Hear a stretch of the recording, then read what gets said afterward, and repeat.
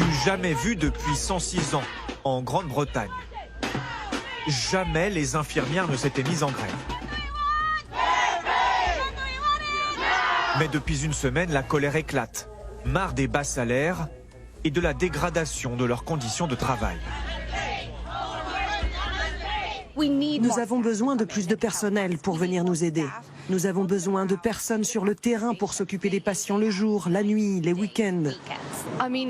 Ça n'a pas été un choix facile de faire grève. Vous entrez dans la profession d'infirmier parce que vous voulez aider les gens, prendre soin des gens lorsqu'ils sont malades. Mais aujourd'hui, ceux qui ne vont pas bien, ce sont les soignants.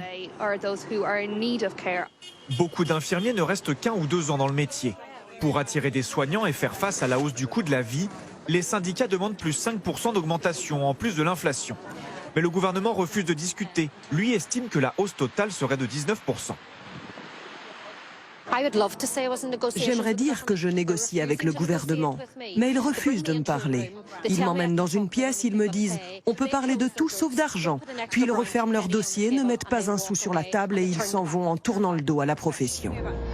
Le gouvernement assume et déclare ne pas avoir l'argent nécessaire. Nous devons équilibrer cela avec ce qui est possible pour l'ensemble de l'économie. En demandant une augmentation de salaire de 19%, c'est au-dessus de la plupart des autres Britanniques. C'est inabordable compte tenu des nombreuses autres pressions économiques auxquelles nous sommes confrontés. Pour faire face, le gouvernement va jusqu'à mobiliser l'armée pour remplacer les ambulanciers, eux aussi en grève. Une crise sociale et une difficulté politique pour le nouveau Premier ministre Rishi Sunak. L'opposition travailliste tente d'en profiter. Il y a une grève des infirmières. Tout ce qu'il y a à faire est de rencontrer les infirmières. Son inaction en dit long. Comme toujours avec ce Premier ministre, c'est la politique des Tories d'abord, les patients ensuite. L'année dernière, alors que tout le monde dans le secteur public a subi un gel des salaires, les infirmières ont reçu une augmentation de 3%. Depuis cet été, les mouvements de grève se multiplient. Cheminots, pompiers, avocats ou professeurs.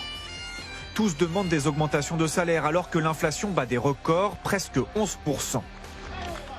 Et selon un sondage, 52% des Britanniques soutiennent le mouvement. Absolument, je comprends tout à fait.